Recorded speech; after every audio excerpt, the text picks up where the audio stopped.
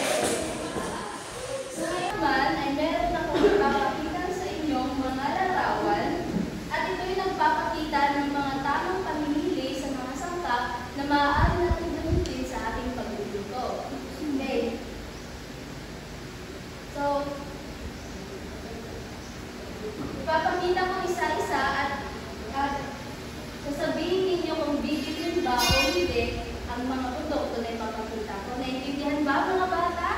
Oo! Okay, sa una. Bibilin! Magaling! Hindi bibilin! Chichorin ka na. Okay, magaling. Bibili! Hindi po. Ito ay hindi dapat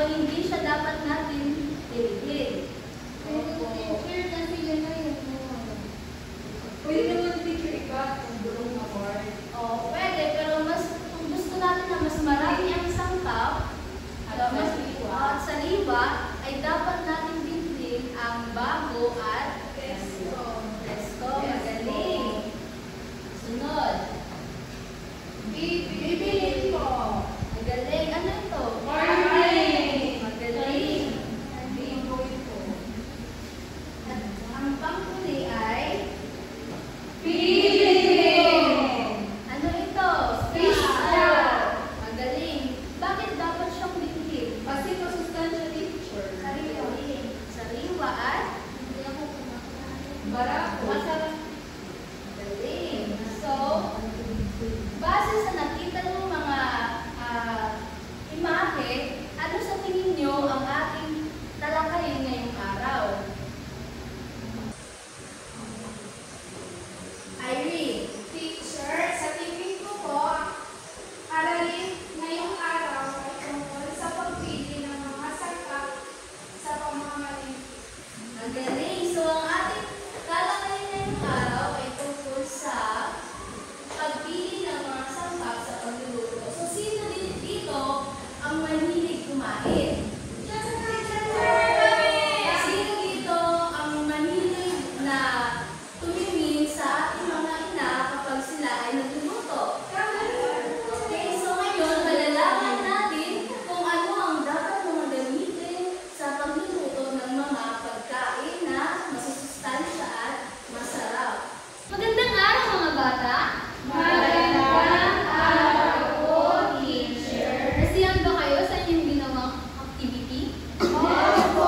Ano nga ulit yung mga litratong pinakita sa inyo ni Teacher Bianca?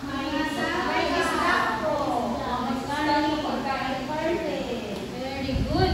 So, ang mga litratong inyong natunghayan, kanina ay nagpapakita ng mga sangkap na dapat nating bilhin sa palengke. Kayo ba ay sumasama sa inyong mga magulang pag namamalengke? Opo! Irene! May maaari ka bang tumayo? So, sumama ka na ba sa iyong magulang sa palengke? Opo, teacher. Ano yung mga nakita mo sa palengke? Mga karne, gulay po. Very good. So, pag bumibili tayo sa palengke, ano ba yung dapat nating bilhin sa palengke? Loreline? Mga gulay po at bilhin, di ba, teacher? Mga gulay po, mga karni, mga masustansya o at mga pangsangkap po sa pagluluto. Very good. So, pag bumibili tayo ng gulay, Abigail, ano ang tinitignan mo sa binibili mong gulay? Dapat po tingnan kung ito po ba ay sariwa o hindi. Very good. Dapat natin tiyakin na ang ating mga sangkap na binibili ay sariwa at hindi sira para tayo ay makapagluto ng masasarap na pagkain.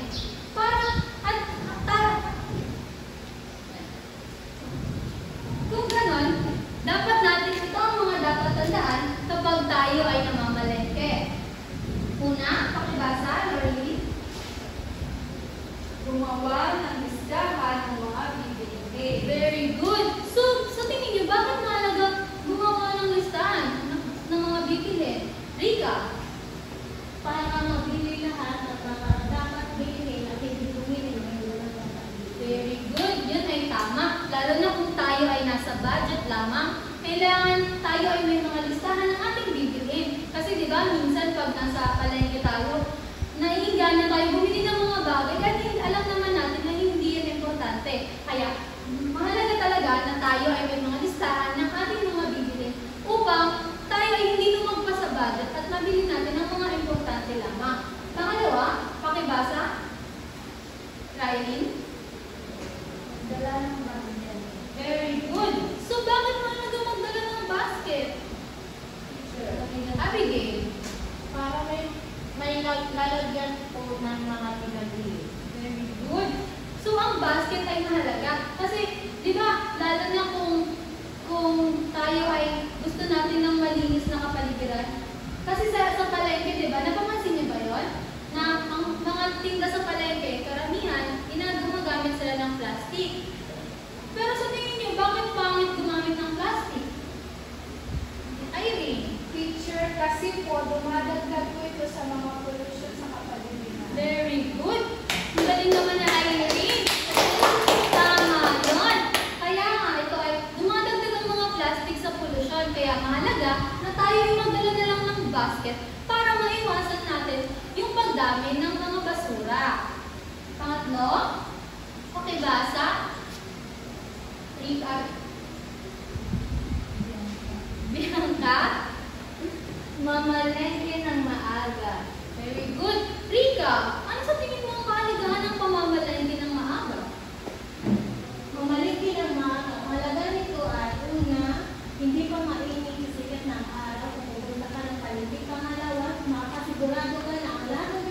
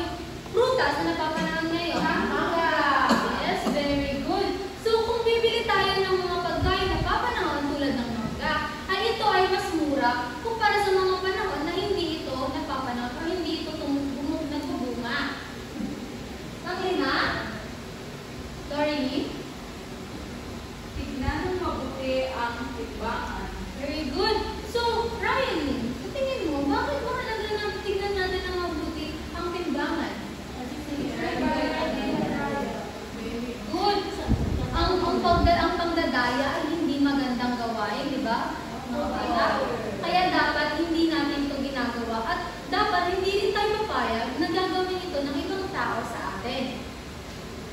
Pang-anim, ibasa, Bianca, Bilhin ng maramihan at mga pagkain araw-araw ginagamit tulad ng bigas at iba pa.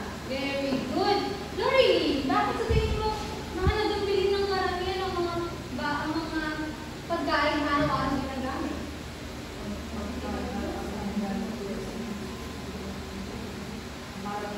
Kasi po teacher, para po may stock tayo sa bahay.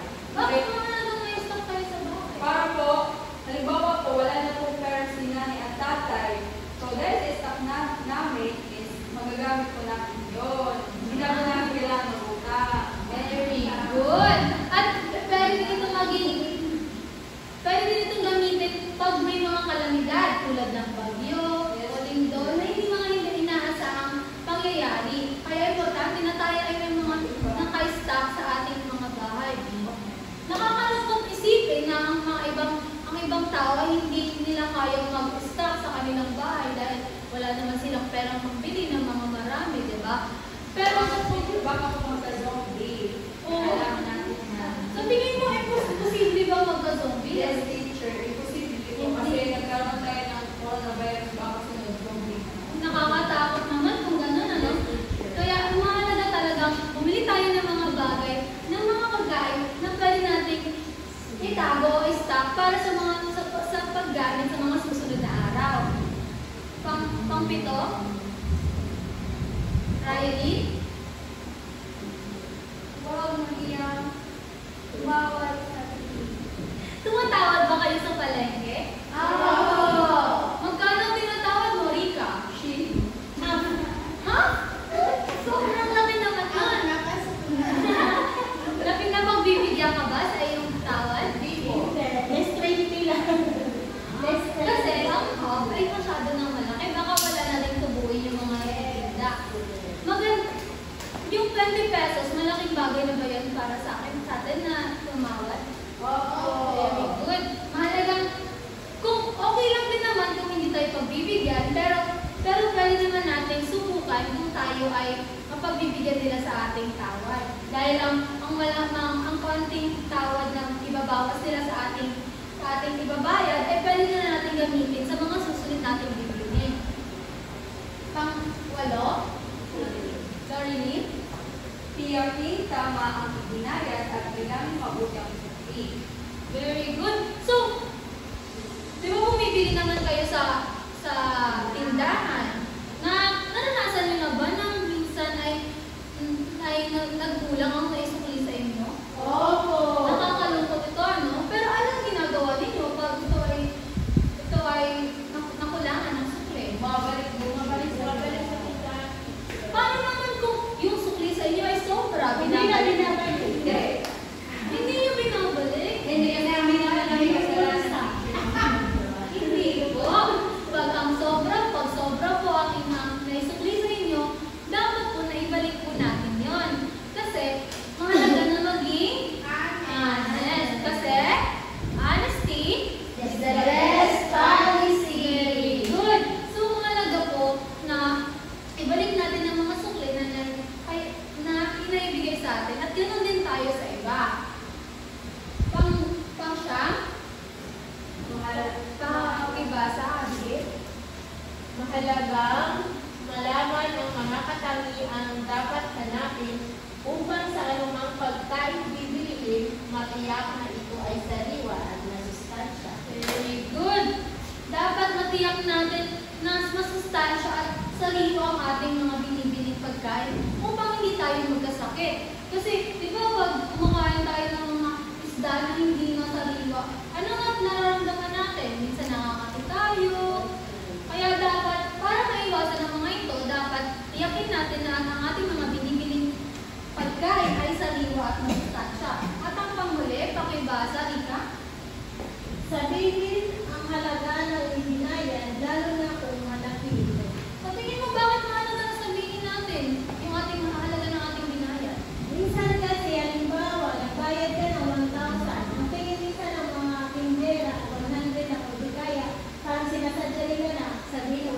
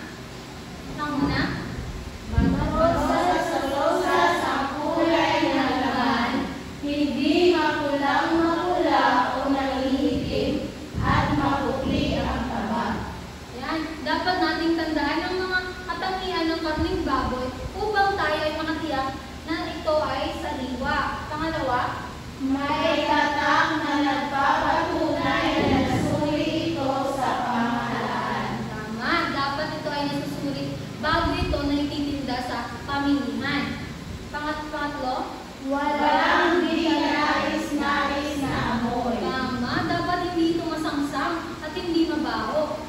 Pangapat, Malambot kapag hinahawakan, ngunit bumabalik sa dating anyo kapag pinipisil. tama, dapat hindi ito matigas o hindi rin masyadong malambot. Pangalawa, sa karneng katangian ng karneng baka. Nakibasa? Lahat? Mangula-ngula ang laman at mamilaw-milaw naman ang taba. Yan. Dapat nating tandaan ang katangian nito ha. Pangalawa, May taba ang nagpapatunay na nasuri ito ng pamahalaan. katulad ng baboy, ang mga karneng baka ay dapat din nasusuri ng pamahalaan bago ito ibinigay sa pamilihan. Pangatlo, Walang di kanais-nais na amoy. katulad din ng karneng baboy, dapat ito din ay walang di kanais-nais na amoy. Sa karneng manok naman, Siksik sa laman at manilaw-milaw naman ang taba. pangalawa, Malambot, makinis at wala pasa-pasa ang balat. pangatlo, Walang maliliit na balahibong nakikutak at tanggal na ang laman loob, mga paa at ulo. tama, di ba? Hindi naman tayo bumibili ng manok sa palengke na may ulo pa. Di ba? Ang tawag natin dito, anong tawag natin sa chicken sa manok na yun? May ulo? Yung wala ng ulo, wala ng stress chicken. Very good. Pangapat, Nagtatakpan ang laman ang dulo ng but sa pitso. panglima, Malambot at nababaluktot ang but sa pitso. okay, sa isda naman, makibasa? Maliwanag, malinaw at nakaumbok ang mga mata. Very good. Hindi tayo dapat bumibili ng isda na red na yung mata, di ba? Tapos yung ano na yung mata kasi ito ay bugs na. Kasi baka puyat na yung isda. Pangalawa, Magpupula ang hasa. alam niyo ba kung saan nakalagay yung hasang ng isda? Teacher. Good, ano yung gamit ng hasang sa mga isda? makahinga. Sa tubig. Good. Tama. Dapat tinitignan natin kung ang hasang ay mapula pa dahil ito ay nagpapatunay na ang isda ay sariwa pa. Pangatlo, Kapit na kapit sa balat ang mga kaliskis. tama. Pang-apat, Matataga ang laman at di humihiwalay sa tinik. Bumabalik sa dating anyo kapag pinipisil. tama. Pang-apat, Walang di kanais-nais na amoy. tama. Ganun din katulad ng kaming baboy at baka. Sa itlog naman, makibasa? Gaspang ang balat. Malinaw at mahanginaw ang mga pula kapag itinapat sa liwanag.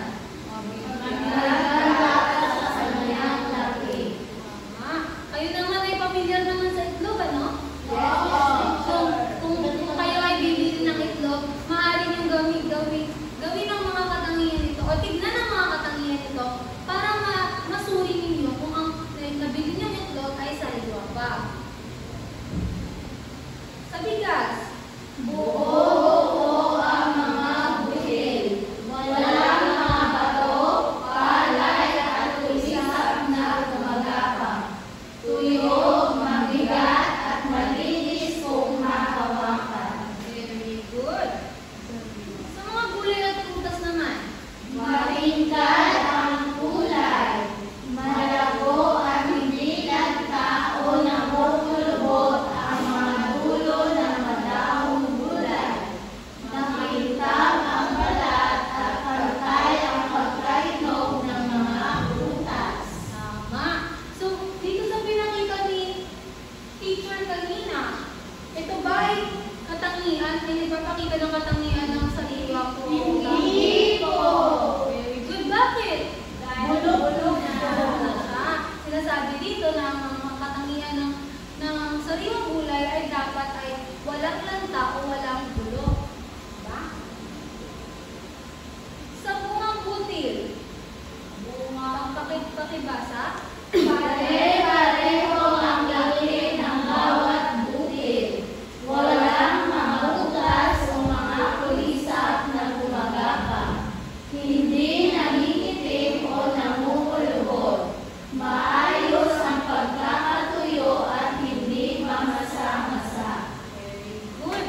So, ngayon, alam na ninyo ang mga katangian ng mga sangkap para matukoy natin na ito ay sariwa. So, maasahan ko ba sa inyo na kung bibili kayo sa palengke ay malalaman na ninyo kung alin ang sariwa at hindi? Opo! Very good! Bigyan natin ng 5 bagsak ang ating mga sarili. Ngayon naman ay para malaman natin kung talagang naintindihan natin ninyo ang ating tinalakay, tayo ay magkakaroon ng isang gawain. Excited na ba kayo? Opo! Very good! Tayo ay magkakaroon ng pangkatang gawain. Ito ang magiging unang pangkat at ito ang magiging pangalawang pangkat. Bigyan ko ng shopping bag. Alam niyo ba ang shopping bag? Opo. Dito ay nilalagay ang mga inalagay natin sa palengke o sa grocery. Sa loob ng shopping bag na ito ay may mga ingredients o may mga sangkap sa pagluluto. Ang inyong gagawin ay dapat makabuo kayo ng isang menu na gamit ang mga sangkap na andyan. Bibigyan ko lamang kayo ng 2 minuto upang magawa ang inyong gawain at pagkatapos ay i-presenta ninyo dito sa harapan ng iyong ginawa. Tandaan, kapag tayo ay nasa pangkatang gawain, tayo dapat ay makipag-cooperate at hindi masyadong maingay upang hindi natin pa-istorbo ang ibang grupo.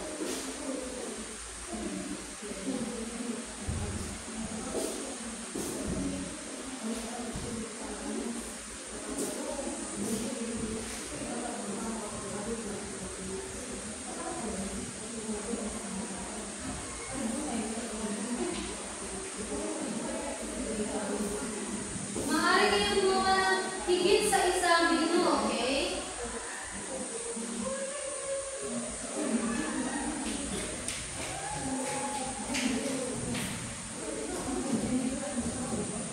Okay? Tapos na ang inyong oras, maaari na kayong bumalik sa inyong mga upuan.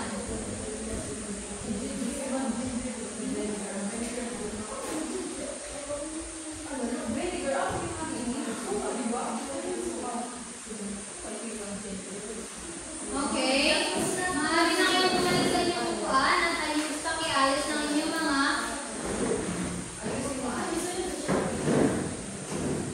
Okay, ang unang pangkat ay magpe-present na. Ano ang inyong buong menu? Teacher, ang mga nabuo namin menu ay adobo. Sa loob ng aming shopping bag ay merong egg. Diba sa adobo, pwedeng lagyan ng boiled egg, water, sili kung gusto nating maanghang ang ating adobo. Chicken, ang aming adobo ay chicken, hindi po baboy. Itlog at patatas para maging masustansya ang aming adobo. At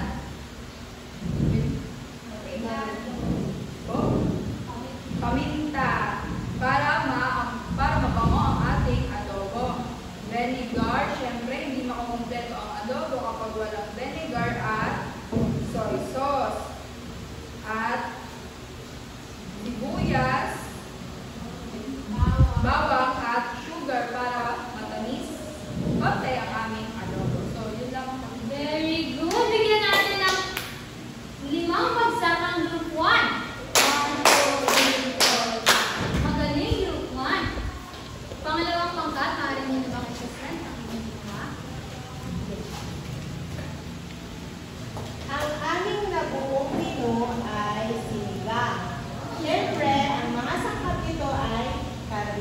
baboy, kamatis, talbos,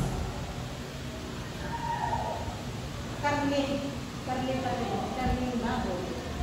Siyempre, pag magsisigang tayo, dapat may tubig para sa sabaw. Para naman sa pampalasa, meron tayong nor cubes, 4. At pampalasa din ito, sinigang mix.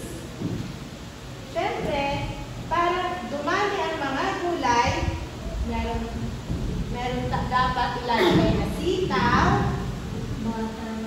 okra, at isa rin sa pampalasa ay ang sibuyas.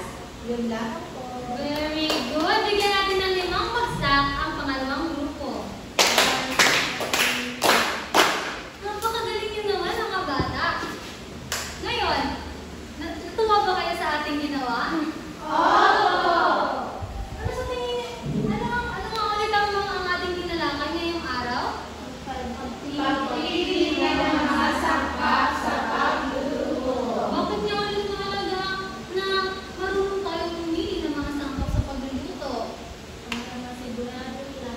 Rika, maaaring tumayo? Upang masigurado na ang lahat ng mga sangkap natin ilalagay sa pagluluto ay mga sariwa. Very good! Mukhang naintindihan nga ninyo ang ating dinalakay ngayong araw. Kung gayon, tayo ay magkakaroon ng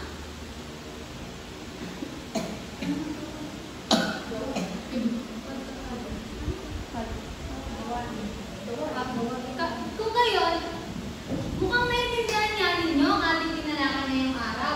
Kung gayon, kayo ay kumuha ng papel at ballpen upang sagutan ang mga katanungan na ipapakita ko sa inyo.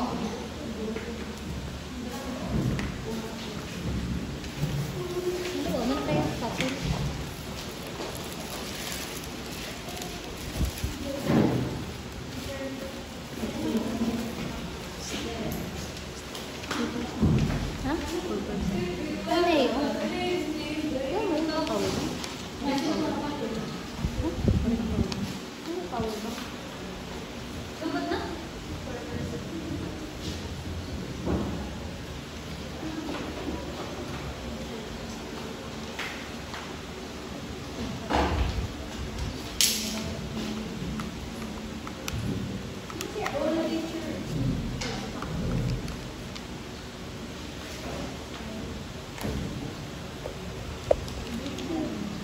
Okay, meron na ba kayong mga sagutang papel?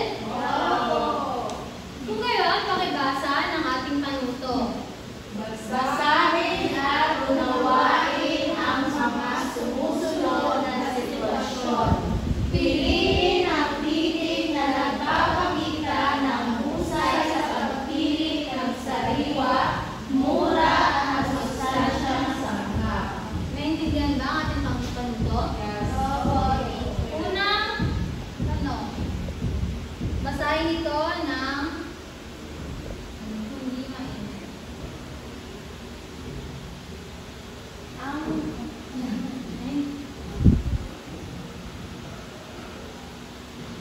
Sabihin sa akin kung tapos na kayo sa una. Tapos na ba? Okay. Pangalawang bilang. Teacher, pakibalik na po. Okay, wait lang po. Basahin ko na lang. Ang mga sumusunod ay mga katangian ng sariwang isda maliban sa isa. A. Mapupula ang mga hasang. B. Kapit na kapit sa balat ang mga kaliskis. C. Di ka nais-nais na amoy. D. Matatag ang laman at bumabalik sa dating anyo pag binalisin. Tapos na ba?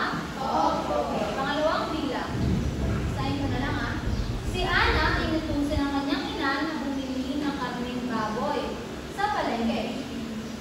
Alin na katangian ng sariwang baboy ang dapat niyang bilhin? A. Malarot sa kulay ng laman, hindi pulang-pula o hindi nangitim, at puti ang taba. B. May di kanais-nais ang amoy. C. Mayroong pasa ang amoy. At D. Malambot ngunit di bumabalik sa dating anyo kapag pinikisin. Tapos na ba sa pangalawa? Ang bilang. Alin ang kulay ng laman ng sariwang karne ng baboy? A. Dilaw, B. Malarosas, C. Itim, o D. Verde? Tapos na ba sa pangatlo? Ang apat. Alin ang naglalarawan ng kulay ng sariwang gulay at prutas? A. Maitim, B. Mataba, C. Matingkad, o D. Wala? Tapos na ba sa pangapat? Ang lima. Alin ang gustong katangian meron ng sariwang karne ng manok? A. Malambot, makinis at walang pasapasa ang balat. B. Malambot at may hindi ka nais-nais na amoy. C. Matigas ang laman. O D. May maliit na balalibong nakikita.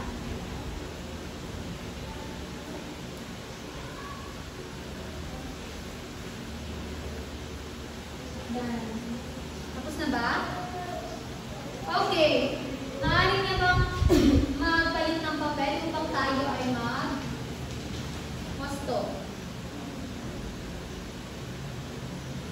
Sa unang tanong, ano sa tingin niyo ang tamang sagot? C. May di ka nais-nais na amoy. Tama! Ang lahat ng iyon ay nagpapakita ng katangian ng sariwang isda maliban sa C.